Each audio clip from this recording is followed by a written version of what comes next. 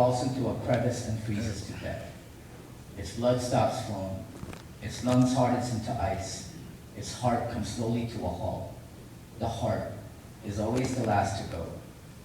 But when the snow melts in the spring, the ice thaws from its ventricles, the crystals dissolves from its lungs, and just as slowly as it died, the woolly caterpillar awakens and comes back to life. For 120 hours, we waited for my sister to wake up.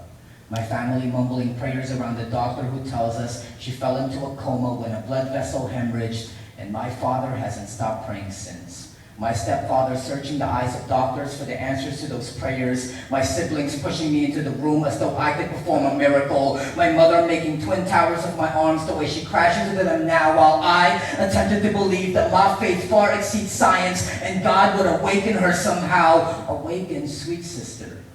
Tell me that my tears the size of mustard seeds will fall upon your cheek and move the mountain of swelling in your brain. Tell me that the same God who makes all things possible can still live up to his name, because right now that name belongs to your mother, who's cursing God for being too coward to make up his own mind as she stares at the medical forms granting the hospital permission to let you die. If he wants her, then take her, she says. Who am I to decide? And by her side is your fiancé, whose fists are stones he's ready to throw if the doctor mentions organ donation just one more time. But your father, he sits still praying at your bedside, wrapping rosaries around your hands and tucking prayer cards behind your neck. God will resurrect my daughter, he says. Please, God, tell me she'll resurrect. How do I respond?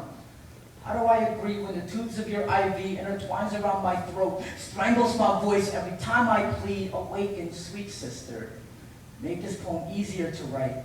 Tonight, pull out the respirator in your throat and speak the words that will end this poem brighter than how it begun. Remove the tubes and we'll blow kisses into your veins that you may know where the true source of your life comes from, how it comes from your heart, how in this hurricane world you broke into tiny pieces, dropped them like care packages on our laps. You always had enough of it to give, which is why there are 200 people in the waiting room now ready to give it back in case you needed to live. But on the 7th day, the doctor gave us the results of the last test my sister will ever take, and I swear I'm not built for earthquakes like that. My knees buckling like a bridge, my arms shaking too much to catch another one of my mother's crash landings. None of us was left standing. We were all falling through the cracks, falling until we hit the floor of her room that night. This is what rock bottom must look like. The nurse disconnecting her machines, our heads stretching to touch a part of her as we wailed, our tears dropping as fast as her heartbeat, our sanity vanishing with her breath. Faster it faded. My stepfather stroking her face. Faster it faded. My father presses her hand to his cheek. Faster it faded. We're still waiting on a miracle. Faster it faded.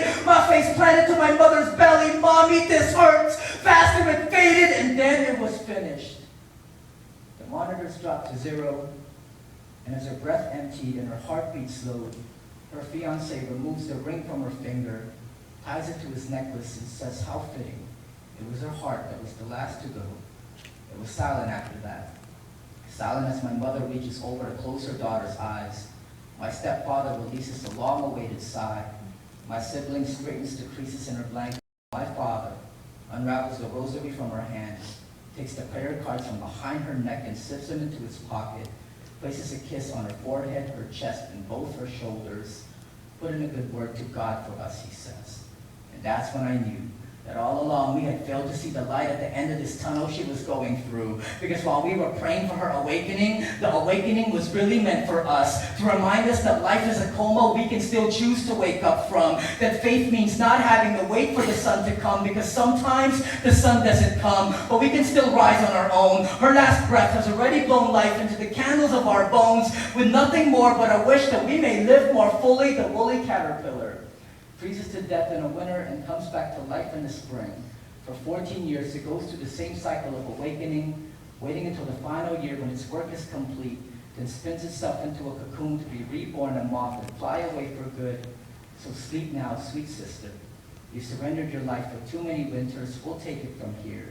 Sleep now wherever you wake. May you be reborn with wings on your back. Fly into the sun, knowing when our own winter ends, spring will come and we'll see each other again. But until then, put in a good word to God for us.